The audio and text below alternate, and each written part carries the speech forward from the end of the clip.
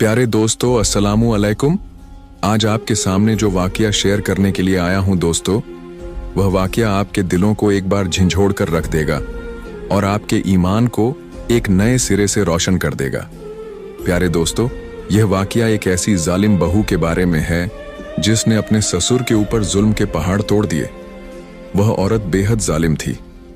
आखिर वह ऐसा क्या करती थी कि उसके ऊपर एक नागहानी मुसीबत आन पड़ी, और फिर जब उसे अपनी गलती का एहसास हुआ तब तक बहुत देर हो चुकी थी। शाम का वक्त था। असर के बाद हल्की फुल्की हवा चल रही थी।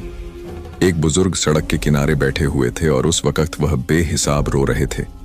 उनकी हालत बहुत खराब थी। उनके कपड़े बहुत गर्द आलूद और फटे हुए थे और उनके चेहरे पर बेबसी और लाचारी साफ दिखाई दे रही थी। उनका चेहरा आंसुओं में डूबा हुआ था और यूं महसूस हो रहा था जैसे उनके दिल में बहुत ज्यादा गम है। वह अपने दिल को तसल्ली दे रहे थे और बेबसी से कभी आसमान की तरफ देखते और कभी इधर उधर। मैं, जो अपने काम से घर वापस जा रहा था और सड़क पर पैदल ही चल रहा था, उन बुजुर्ग की यह हालत देखकर मुंह से रहा नहीं गया और मैं भी उनके पास जाकर फुटपाथ पर बैठ गया। उन्होंने मुझे अपने साथ बैठे देखा तो एकदम चौंक कर सर उठाया। मैं उस वक्त दंग रह गया था। मेरे कदमों तले से जमीन निकल गई थी, क्योंकि उन बुजुर्ग के चेहरे पर बेबसी और लाचारी साफ दिखाई दे रही थी और यूं लग रहा था कि किसी बात ने उन्हें बहुत ज्यादा गमगीन कर रखा है। उस वक्त उनके चेहरे पर आंसुओं की लकीरें फैली हुई थीं और होंठ हल्का हल्का कपकपा रहे थे। बुजुर्ग की हालत काफी खराब थी और यूं लग रहा था जैसे वह बीमार भी हों। मैंने बेइख्तियार उनसे पूछा, बाबा जी, क्या बात है? आप यहां पर ऐसे क्यों बैठे हैं? आपकी तबीयत तो ठीक है? मेरे पूछने पर कहने लगे, मैं ठीक हूं, बस यूं ही बैठ गया था। लेकिन यह कहते हुए उन्होंने अपनी नजरें चुरा लीं।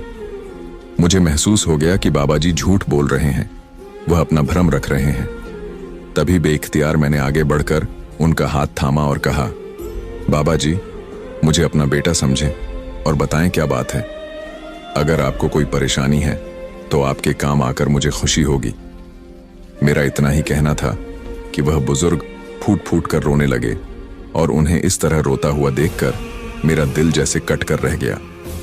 तभी मैंने बेइख्तियार उनके कंधे पर हाथ रखा और उनके हाथों को थाम कर तसल्ली देने लगा। बाबा जी, आप ऐसे ना रोएं। आपका यह रोना मेरे दिल को परेशान कर रहा है। आप बताएं आखिर क्या बात है। मैं आपके किसी काम आ सका तो मेरे लिए इससे बढ़कर खुशी की और कोई बात नहीं हो सकती। मैंने जब यह कहा तो उन्होंने बेइख्तियार अपने आंसू साफ किए और मेरे सर पर हाथ रखकर कहने लगे, किसी नेक माँ बाप की औलाद लगते हो, तभी तुम्हें मेरा दुख दिखाई दे गया, जबकि मेरी अपनी सगी औलाद आज मेरी तरफ देखना भी गवारा नहीं कर रही। उन्हें मेरा दुख दिखाई नहीं देता, उन्हें मैं नजर नहीं आता, न ही मेरी वह कुर्बानियां दिखाई देती हैं जो उन्हें परवान चढ़ाने के लिए मैंने दी थीं। आज इतने बरस बाद जब अपने हाथों की तरफ देखता हूं तो मुझे अपने हाथ खाली महसूस होते हैं।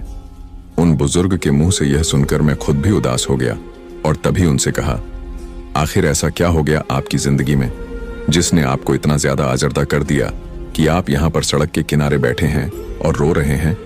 आपके बच्चे कहां हैं और वह आपके साथ क्यों नहीं है?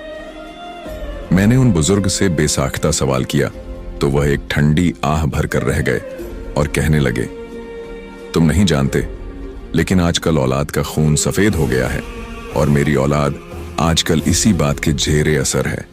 वह मुझे कुछ भी नहीं समझते। मैंने उनकी खातिर जितनी भी कुर्बानियां दी हैं वह सब रायगांव चली गईं और अब मैं एक बेकार पुर्जे की तरह घर पर पड़ा रहता हूं। उन बुजुर्ग ने उदासी भरे लहजे में कहा तो इतने में मुझे मगरिब की अजान सुनाई दी। मैं बेइख्तियार उठ खड़ा हुआ और बुजुर्ग से पूछा, क्या आपका रोजा है? तो उन्होंने बेसाख्ता हाँ में सर हिलाया। तभी मैंने उन्हें अपने साथ ले आया और कहा, आप मेरे साथ ही चलें, हम दोनों इकट्ठे इफ्तार करते हैं। मेरा घर यहाँ पर करीब ही है और मैं अकेला रहता हूँ। वह बुजुर्ग बिना किसी हुज्जत के मेरे साथ चले आए। मैंने घर आते ही सबसे पहले पानी के साथ खुद भी रोजा इफ्तार किया और उन बुजुर्ग को भी पानी दिया और इसके बाद मैंने खाना गर्म किया जो पहले से ही फ्रिज में मौजूद था। हम दोनों ने बैठकर सुकून से खाना खाया। उन बुजुर्ग के चेहरे पर खाना खाते ही एक रौनक सी आ गई थी और बेख्तियार खाना खाने के बाद उन्होंने अल्लाह का शुक्र अदा किया और फिर मेरा शुक्रिया अदा करके कहने लगे, बेटा तुम्हारा बहुत बहुत शुक्रिया, आज 2 दिन के बाद मैंने खाना खाया है।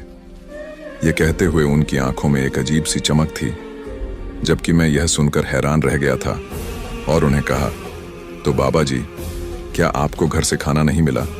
आप 2 दिन क्या करते रहे? किस तरह आपने गुजारा किया?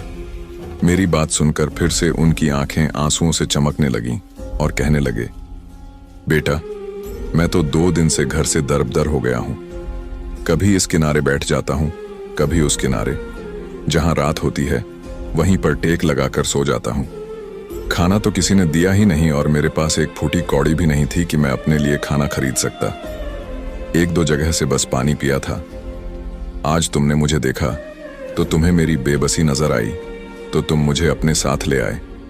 शायद अल्लाह को मेरी हालत पर रहम आ गया था, या फिर अल्लाह ने तुम्हारे दिल में मेरे लिए मोहब्बत डाल दी कि तुमने मेरा एहसास किया और मुझे अपने साथ घर ले आए और खाना खिलाया।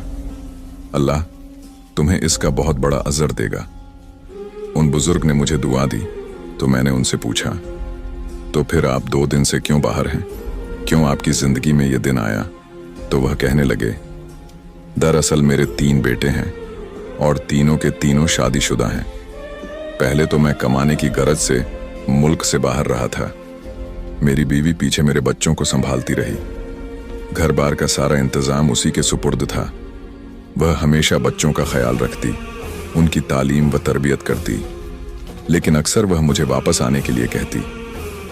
मैं वहां पर कमाई कर रहा था और मैं जानता था कि अगर मैं पाकिस्तान वापस आ गया तो मैं इतना नहीं कमा सकूंगा।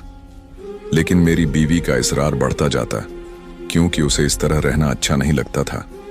वह हर फोन पर, हर खत में मुझसे यही सवाल करती कि अब आप वापस आ जाएं, और मैं उसे यही तसल्ली देता कि जब तक मेरी औलाद का मुस्तकबिल सेट नहीं हो रहा तब तक मैं वापस नहीं आ सकता, क्योंकि पाकिस्तान में तो मेरा कोई कारोबार नहीं है और मुझे इतनी अच्छी नौकरी भी नहीं मिलेगी। यही सोचकर मैं भी अपना दिल महसूस कर रह जाता।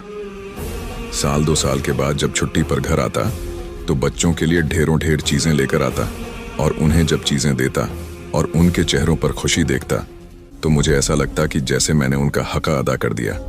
जबकि मेरी बीवी मुझे यही कहती कि आपको अब पाकिस्तान आना चाहिए, बच्चे बड़े हो रहे हैं, उनकी तरबियत के लिए मुझे आपकी मदद की भी जरूरत है। उन्हें बाप की शफकत भी चाहिए, बाप का साया उनके सर पर मौजूद रहे और बाप उन पर नजर रखे। उन्हें अब उम्र के इस हिस्से में आपकी ज्यादा जरूरत है। लेकिन मैं उसकी बात समझ नहीं पाया था। मैं समझता था कि मैंने पैसे भेज दिए और घर में थोड़ी देर बात कर ली, खत लिख लिया तो मेरी जिम्मेदारियां पूरी हो गईं। हाँ, ये जरूर था कि मुझे अपनी बीवी की कमी जरूर महसूस होती थी, लेकिन वह भी वक्ती तौर पर। मैं खुद को बहला लेता था। वक्त इसी तरह गुजरता रहा। मैं पैसे भेजता रहा, बच्चे अच्छे यूनिवर्सिटी और कॉलेजों में पढ़ते रहे और अपने पैरों पर खड़े हो गए। मेरे तीनों बेटे बहुत काबिल थे और तीनों ने ही अपनी अपनी फील्ड में झंडे गाड़े थे, और इसका क्रेडिट मैं हमेशा अपनी बीवी को देता था, क्योंकि उसके बगैर ये सब मुमकिन नहीं था। मेरी बीवी ने अब दोबारा मुझसे कहना शुरू कर दिया कि आप अब वापस आ जाएं, बच्चे अपने पैरों पर खड़े हो चुके हैं और अच्छा कमाने लगे हैं, अब आप नौकरी छोड़ दें और वापस आ जाएं। लेकिन इन्हीं दिनों मेरे बड़े बेटे की शादी का शोर उठा, तो मैंने यही सोचा कि जब शादी पर पाकिस्तान जाऊंगा तो फिर वहीं पर रुक जाऊंगा और यहां से अपना सब कुछ समेट लूंगा। शादी में अभी 2 महीने बाकी थे जब अचानक एक दिन मेरी बीवी का इंतकाल हो गया। रात के वक्त सोते में ही उसका सांस बंद हो गया। मुझे जब यह इत्तला मिली तो मैं तो जैसे नीम दीवाना सा हो गया था। यूं लग रहा था कि जैसे मेरी सारी दुनिया लुट चुकी हो। मैं फौरन वापस आ गया था, लेकिन अब यहां पर मेरा इंतजार करने वाला कोई भी नहीं था। मेरी बीवी इस दुनिया से जा चुकी थी और बच्चे अपनी अपनी दुनिया में मग्न हो चुके थे। बड़े बेटे की शादी उसी मुकर्रर तारीख पर हुई थी। बहू के आ जाने से घर में रौनक तो जरूर महसूस हुई थी, लेकिन बहू को मुझ से कोई दिलचस्पी नहीं थी, क्योंकि बेटे को भी मुझसे कोई दिलचस्पी नहीं थी। वह अपनी दुनिया में मग्न था मैं उनकी शक्लें देखता रहता। मेरे तीनों बेटे घर आने के बाद भी अपने अपने मशागिल में मशगूल रहते, या वह तीनों आपस में एक दूसरे के साथ गुफ्तगू करते रहते और मैं एक नाकारा पुर्जे की तरह कोने में पड़ा रहता। मेरी बहू ने भी मुझे एक फालतू इंसान समझा और मुझे मुंह नहीं लगाया। वह मुझे खाना देना भूल जाती, मुझे नज़रअंदाज कर देती। अक्सर औकात जब मैं खाना मांगता या मुझे भूख लगती तो वह इस तरह मुझे देखती जैसे मैं इस घर का कोई मुलाजिम हूं। मैं अपने आप में ही शर्मिंदा होकर रह गया। जब मैं किचन से खाना लेने के लिए जाता तो वह फौरन मेरे सर पर पहुंच जाती और कहती, अंकल आप किचन में क्यों आते हैं? आपको जिस चीज की जरूरत हो नौकर से अपने कमरे में मंगवा लिया करें, किचन में मत आया करें, मुझे अच्छा नहीं लगता। मैं इस बात से खुश हुआ था कि चलो बहू को इतना एहसास तो है कि मुझे खुद से उठकर खाना नहीं लेना चाहिए। लेकिन जब मैंने यह सुना कि वह मुझे किचन में आने से क्यों मना कर रही थी तो मैं जैसे सन्नाटे में आ गया। वह मुझे सिर्फ इस वजह से रोक रही थी कि कहीं मेरे कोई कीटाणु जरासिम खाने में न लग जाए और फिर वे उन तक न पहुंच जाएं। वह इसी बात से डरती थी, इसीलिए मुझे घर के अंदरूनी हिस्से की तरफ नहीं आने देती थी, क्योंकि उसने मेरा कमरा भी घर के बिल्कुल एक कोने में रखा हुआ था। मैं उसी कमरे तक सीमित होकर रह गया था। अगर कभी मैं अपने किसी बेटे के सामने आ भी जाता तो वे बस सरसरी तौर पर मेरा हालचाल पूछते और मुझे नजरअंदाज करके गुजर जाते। इन्हीं दिनों रमजान शुरू हो गया। मैं हमेशा से रमजान को लेकर बहुत ज्यादा परुत्साह था और रोजे रखने के लिए मेरे दिल में बहुत ज्यादा ईमान था। उस दिन भी मैंने रोजा रखा हुआ था। तभी दरवाजे पर दस्तक हुई। जब मैंने बाहर जाकर देखा तो एक फकीर था जो कुछ खाने के लिए मांग रहा था। मैंने उसे रुकने को कहा और अंदर आकर किचन में कुछ खाने के लिए देखने लगा। इतनी देर में मेरी बहू आ गई और जब उसने मुझे खाने की चीजें ढूंढते हुए देखा तो मुझे जलील करने लगी। अंकल जी, वैसे तो आप सुबह बड़ा डटकर सहरी करते हैं और दुनिया को दिखाते हैं कि आपने रोजा रखा है, अपने बेटों के सामने अच्छे बनने की कोशिश करते हैं, लेकिन इस वक्त आप यहाँ पर खाने पीने की चीजें ढूंढ रहे हैं। आप चोरी करके खाते हैं, आपको शर्म नहीं आती? मेरी बहू ने तो मुझे बहुत जलील किया। इतने में मेरा बेटा भी घर लौट आया और जब उसने यह सब कुछ देखा और सुना तो उल्टा मुझे ही जलील करने लगा। कहने लगा, आपको कोई हक का नहीं पहुंचता कि आप इस तरह किचन की तलाशी लें। आप अपने कमरे में आराम करें, जिस चीज की जरूरत है नौकर से मंगवा लें। उस वक्त मेरे बेटे की आंखों में भी मेरे लिए नफरत और बेजारी थी, जिसने मुझे अंदर तक तोड़कर रख दिया था। उसने अपनी बीवी की बात पर यकीन किया था और उसकी बीवी उसके बराबर खड़ी थी, अपने सीने पर हाथ बांधे एक फातिहाना नजरों से मेरी तरफ देख रही थी। मैं समझ नहीं पाया था कि आखिर इस औरत को मुझसे क्या परखश है, लेकिन मैं इतना जरूर जान गया था कि मेरे बेटे अब मेरे नहीं रहे। वे मुझे कुछ भी नहीं समझते। इस बात ने मेरे दिल पर बहुत बड़ा बोझ डाल दिया था और मैं चुपचाप घर से बाहर निकल आया। उस दिन के बाद से दोबारा मेरा घर जाने को दिल ही नहीं किया। मुझे एक बार भी अपने बेटों का ख्याल नहीं आया, लेकिन इस बात का मुझे हमेशा अफसोस रहेगा कि मैंने अपनी सारी जिंदगी ऐसे बेटों की बेहतरी के लिए वतन से बाहर गुजार दी और अपनी जान से प्यारी बीवी से दूर रहा, जो हमेशा मेरी कुर्बत के लिए तरसती रही थी। मैंने अपनी बीवी की मोहब्बत को कुछ भी नहीं जाना, बल्कि अपने बेटों पर अपनी जान निछावर कर दी और उन्होंने बदले में मुझे कुछ भी नहीं समझा, बल्कि अपनी बीवी की बातों में आकर उन्होंने मुझे घर से निकाल दिया। अंकल जी ने जब अपनी सारी कहानी सुनाई तो मैं जैसे सकते में आ गया था। मुझे यकीन नहीं हो रहा था कि दुनिया में ऐसी औलाद भी होगी। आखिर अंकल ने इतना ज्यादा वक्त परदेश में गुजार दिया था और आज तक कभी उन्होंने पूरी खुशी महसूस नहीं की थी। लेकिन जब वे वापस लौटे तो उन्हीं बेटों ने उन्हें कुछ भी नहीं समझा और धुतकार दिया। यह सब कुछ सुनना बहुत अजीब था। मेरा दिल भी परेशान हो गया, लेकिन फिर भी मैंने उन्हें तसल्ली दी और कहा, आप जब तक चाहें इस घर में रह सकते हैं, मुझे कोई दिक्कत नहीं है। मैं यहाँ पर अकेला रहता हूँ, नौकरी की गरज से यहाँ आया हुआ हूँ, महीने में एक बार घर जाता हूँ। आप यहाँ रहेंगे तो मुझे खुशी होगी। मेरी बात सुनकर उनकी आंखों में झिलमिलाहट सी होने लगी थी। उन्होंने मेरा शुक्रिया अदा किया तो मैंने उन्हें उनका कमरा दिखा दिया, जहां वे सुकून से जाकर लेट गए। मैं उनके बेटों के बारे में सोचने लगा। कैसे वे तीनों तोता चश्म मतलबी बने बैठे थे, जिन्हें एक बार भी अपने बाप की फिक्र नहीं आई। बाप 2 दिन से सड़कों पर सो रहा था और उन्होंने एक बार भी यह कोशिश नहीं की कि अपने बाप को ढूंढ लें। मैंने अफसोस से सर हिलाया और यह सब कुछ सोचते सोचते कब नींद की वादियों में उतर गया, मुझे खबर ही नहीं हुई। अंकल जी को मेरे पास आए हुए 6 महीने हो चुके थे और वे घर में बहुत खुश थे। शाम को जब घर जाता तो साफ सुथरा घर और अक्सर बना बनाया खाना मेरा इंतजार कर रहा होता, क्योंकि अंकल अपना सारा वक्त इसी तरह ही गुजारते थे। शुरू शुरू में मैं उन्हें मना करता तो वे यही कहते कि मुझसे फौरिग नहीं बैठा जाता, मैं काम करके ही वक्त गुजारता हूं, इसलिए तुम मुझे मत रोको। मैंने भी यह समझ लिया कि उन्हें मना नहीं करना चाहिए, इसलिए दोबारा कभी मैंने उन्हें नहीं रोका। आज का दिन भी एक मामूली दिन था। मैं तैयार होकर दफ्तर चला आया और रोज की तरह अपनी टेबल पर रखे अखबार को खोलकर देखने लगा। अखबार खोलते ही मेरी नजर एक तस्वीर पर पड़ी जो मुझे काफी जानी पहचानी लगी। जब मैंने गौर किया तो वह तस्वीर अंकल जी की ही थी जो मेरे घर पर रह रहे थे। मैं एकदम उत्सुक हो गया और उस खबर को पढ़ने लगा। वह एक इश्तिहार था जो अंकल जी के बेटों की तरफ से दिया गया था। उसमें कहा गया था कि जो कोई भी उनके बारे में बताएगा उसे भारी इनाम से नवाजा जाएगा। मैं हैरान रह गया, क्योंकि मुझे समझ आ गया कि यकीनन अब उन्हें अपने बाप की कमी महसूस हुई है, या फिर दुनिया की कोई ठोकर ऐसी लगी है जिसने उन्हें अपने बाप की याद दिला दी है। पहले तो मैंने इसे नजरअंदाज कर दिया, लेकिन पूरा दिन मेरे दिलो दिमाग पर वही इश्तिहार छाया रहा। मेरा दिल मुझे उकसा रहा था कि मुझे फोन करके उन्हें इत्तला देनी चाहिए और अंकल जी के बारे में बता देना चाहिए। शायद अंकल जी दोबारा अपने बेटों से मिल सकें, जबकि मेरा दिमाग कह रहा था कि अभी नहीं बताना चाहिए, उन्हें अभी और सजा मिलनी चाहिए।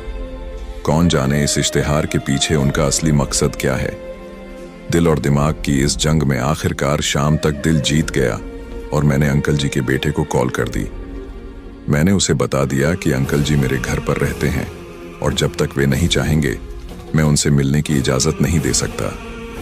लेकिन उनका बेटा तड़प कर बोला, नहीं नहीं, आप एक बार अब्बा जान से हमारी सिफारिश जरूर करें और उन्हें कहें कि एक बार हमारी बात सुन लें। हम तीनों भाई उनसे मिलना चाहते हैं, फिर चाहे वे हमें माफ करें या ना करें, लेकिन बस एक बार हमारी गुजारिश सुन लें। अंकल जी के बेटे ने मुझसे बहुत ज्यादा इसरार किया और मुझसे वादा लिया कि मैं एक बार अंकल को मनाने की कोशिश जरूर करूंगा। उस दिन घर आकर मैंने झिझकते हुए अंकल जी से बात की और कहा, आपके बेटे आपको ढूंढ रहे हैं। उन्होंने अखबार में आपके लिए इश्तिहार दिया है। वह इश्तिहार देखकर मैंने उनसे संपर्क किया था। वे आपसे मिलना चाहते हैं, एक बार आप उनसे मिल लीजिए। अंकल ने मेरी बात सुनकर साफ इनकार कर दिया और कहने लगे, मुझे अब ऐसे बेटों की कोई जरूरत नहीं है। लेकिन मैंने उन्हें समझाया और कहा, एक बार बात करने में कोई हर्ज नहीं है। न तो आप मेरे लिए कोई बोझ हैं और न ही मुझे आपके होने से कोई परेशानी है। आप मेरे घर में रहमत का सबब हैं और जब से आप आए हैं मैं एक सुकून की कैफियत में हूं।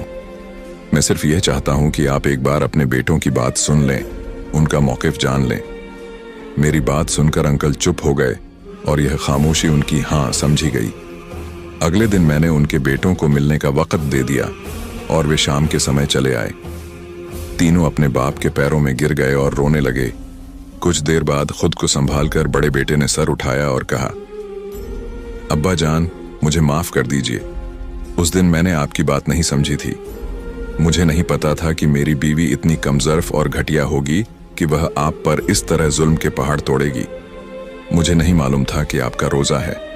मैंने वही समझा जो उस औरत ने कहा और उस झूठ के बदले में मैंने आपके साथ बहुत बदतमीजी की और आपको बुरा भला कहा। आप मुझे माफ कर दीजिए। जब से आप इस घर से गए हैं हमारे घर से जैसे बरकत ही उठ गई है। मेरी बीवी उस दिन से एक ऐसी बीमारी में मुबतला हो गई है जिसका कोई इलाज नहीं मिल रहा। वह लगातार अजियत में है, बार बार आपका नाम लेकर आपको पुकारती है, बुलाती है। वह आपसे माफी मांगना चाहती है, लेकिन उसकी हालत ऐसी नहीं है कि हम उसे यहाँ ला सकें। आप हमारे साथ चलिए, बस एक बार उसे माफ कर दीजिए, शायद उसे सुकून आ जाए। मेरे बड़े बेटे ने शर्मिंदगी भरे लहजे में कहा तो मैं भी बेचैन हो गया। मुझे नहीं मालूम था कि आज भी मेरे दिल में अपने बच्चों के लिए मोहब्बत बाकी है। मैं बेइख्तियार उनके साथ जाने के लिए तैयार हो गया, क्योंकि मैं नहीं चाहता था कि मेरी वजह से कोई भी अजियत में रहे। मैं अपने बेटों से नाराज था, लेकिन जब मैं उन्हें माफ कर सकता हूं तो अपनी बहू को क्यों नहीं माफ कर सकता। यही सोचकर मैं अपने बेटों के साथ घर वापस चला आया।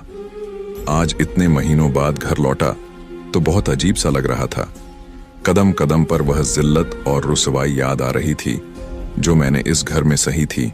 जिस दिन मैं अपनी बहू के कमरे में पहुंचा तो उसे देखकर मेरे पैरों तले से जमीन निकल गई थी। उसका तो रंग ढंग ही बदला हुआ था। उसका चेहरा वो चेहरा लग ही नहीं रहा था।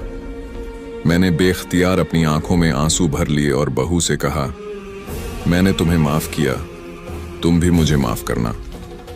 यह कहकर मैं कमरे से बाहर निकल आया, क्योंकि मुझ में वहां और खड़े रहने की हिम्मत नहीं थी। और शायद यह मेरे कहे का या मेरी माफी का ही असर था कि आहिस्ता आहिस्ता करके कुछ दिनों में मेरी बहू की तबीयत में बेहतरी आने लगी और अब उसका इलाज बेहतर अंदाज में होने लगा था। बहू अब बेहतर होने की तरफ माइल हो रही थी। अपने बच्चों के साथ मैं इस घर में बहुत खुश और मुतमिन जिंदगी गुजार रहा हूँ, और रह रहकर मुझे उस अजनबी मेहरबान शख्स का ख्याल आता जिसने मेरा इतना ख्याल रखा था। वो अक्सर मुझसे मिलने के लिए यहाँ पर आ जाता और मैं भी अक्सर उससे मिलने उसके घर चला जाता हूँ। वक़्ती तौर पर एक आजमाइश मेरी जिंदगी में आई थी जिसने मुझे मेरी औकात याद दिला दी थी, लेकिन फिर वही आजमाइश मेरे बच्चों के ऊपर एक अलग अंदाज में जाहिर हुई थी और वे तीनों एक पछतावे की आग में जलकर मुझे वापस उसी घर में ले आए थे जहां से कभी मैं रुस्वा होकर निकला था। आज मैं एक मुतमिन और खुशहाल जिंदगी गुजार रहा हूं, क्योंकि मेरे तीनों बेटे मुझसे मशवरा किए बिना कोई काम नहीं करते और मेरी तीनों बहुएं मेरी इज्जत और एहतराम में कोई कसर नहीं उठाए रखती। प्यारे दोस्तों, अगर आपको हमारा यह वाकया अच्छा लगा तो हमारे चैनल इस्लामिक वॉइस को सब्सक्राइब करें और हमारी फैमिली का हिस्सा ज़रूर बने। शुक्रिया।